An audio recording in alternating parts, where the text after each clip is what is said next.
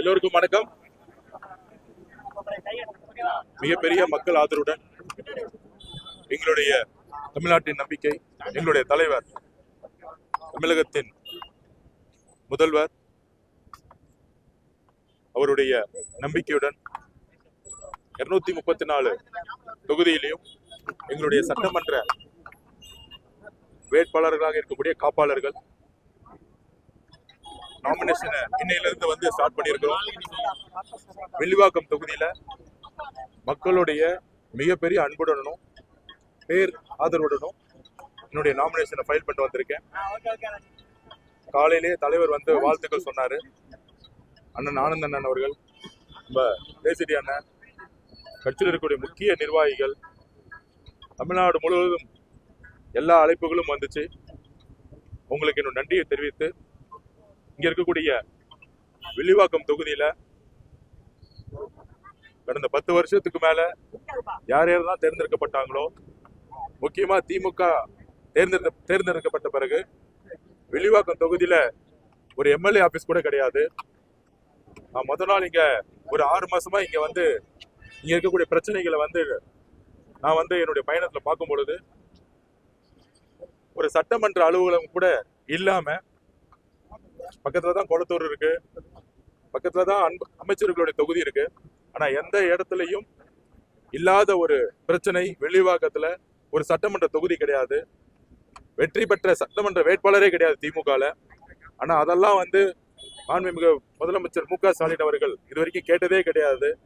தேர்ந்தெடுக்கப்பட்ட எம்எல்ஏ இதுவரைக்கும் என்ன செஞ்சாங்க, மக்கள் பணி என்ன செஞ்சாங்க அப்படின்னு ஒரு ரிப்போர்ட்டை வாங்கி பார்த்தாரான்னு கூட தெரியல. ஆனா எங்களுடைய தலைவர் சொல்லியிருக்காரு, ஒவ்வொரு 3 மாசமும் எம்எல்ஏவுடைய ரிவ்யூ மீட்டிங் நடக்கும்.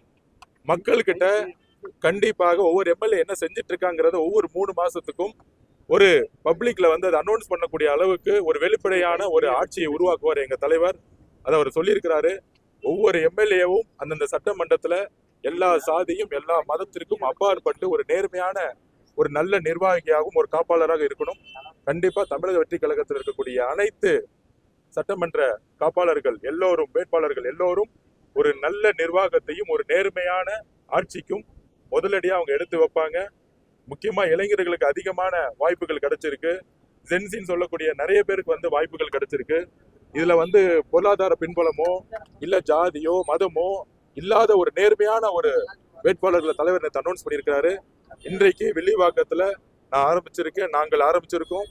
கண்டிப்பாக மக்கள் மிகப்பெரிய வெற்றியை உருவாக்குவாங்க. தலைவர் அவர்கள் இன்னைக்கு மதியானம் பண்ணுவாரு. அவருக்கும் எங்களுடைய தமிழகம் முழுவதும் கோடானி கோட மக்களும் அவருடைய நாமினேஷனுக்காக வெயிட் பண்ணிட்டு இருக்காங்க. நானும் அங்க சொல்லணும், அதனால நிறைய பேச முடியாது. என்னுடைய வாழ்த்துக்கள். ஒவ்வொரு பூத்துக்கும் இங்க வந்து வாக்குறுதியை வந்து நான் வந்து வாக்குறுதியில என்ன செயல்படுத்த முடியுமோ அதை வந்து கண்டிப்பா சொல்லுவேன். நாங்க வரும்பொழுதே எங்களுடைய நாங்க எடுத்த ஆபீஸ வந்து இங்க இருக்கக்கூடிய அமைச்சர்கள் துணையோட வந்து தூக்கி எரிஞ்சாங்க எங்க வெளியே. இன்னைக்கு ஆபீஸே இல்லைனாலும் ஒவ்வொரு தெருவா நடந்து இங்க இருக்கக்கூடிய மக்கள் பிரச்சனையை சொல்லுவோம். வில்லிவாக்கத்தை ஒரு மிகப்பெரிய அளவுல ஒரு முன்னேற்றமான தொகுதியா மாற்றக்கூடிய ஒரு சக்தி எங்க கிட்ட இருக்கு. அதுல உண்மையா நாங்க பணி செய்வோம். கண்டிப்பாக இப்ப அவர் பேரை சொல்ல நான் விரும்பல.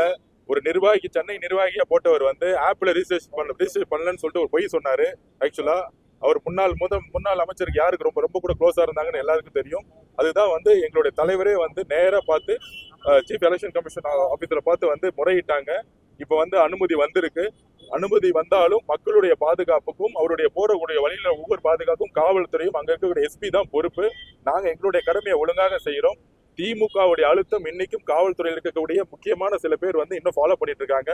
தமிழகத்துல பொதுவா வந்து எலெக்ஷன் கமிஷன் வந்த உடனே எல்லா ஆபீசர்ஸையும் வந்து பொதுவாகவே ஒரு டிரான்ஸ்ஃபர் பண்ணுவோம், ரொட்டேஷன் மட்டும் டிரான்ஸ்ஃபர் பண்ணுவாங்க.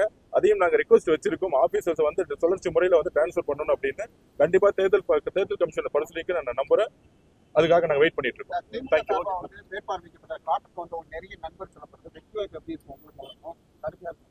யார் வேணா நிக்கட்டும், ஜனநாயகத்துல யார் வேணா நிக்கலாம். கண்டிப்பா நாங்க மக்கள்கிட்ட போவோம். கடந்த 10 வருஷமா திமுக இங்க சட்டமன்ற அலுவலகங்களுக்குள்ள போல மக்கள் வந்து மிகப்பெரிய அதிருப்தியில் இருக்காங்க. ஒரு 5 வருஷமா அதிகாரத்துல முதலமைச்சரா இருந்து எம்எல்ஏ இருந்து சட்டமன்ற அலுவலகம் கூட இல்லாம அந்த சட்டமன்ற உறுப்பினர் 5 வருஷமா எந்த தெருவுக்கும் வரல, எந்த பிரச்சனைக்கும் வராத போது புதுசா வந்து திருப்பி திமுக காரங்க செய்வாங்கன்னு மக்கள் எந்த இடத்துல நம்புவாங்க? அதை வந்து ஏதோ பணப்பலத்தை வச்சுக்கிட்டு இங்க வந்து 50-100 கோடி செலவு பண்ணி ஜெயிக்கலாம்னு நினைக்கிறாங்க. மக்கள் அதை தூக்கி எறிவாங்க. ஜனநாயகம் வெல்லும். நன்றி.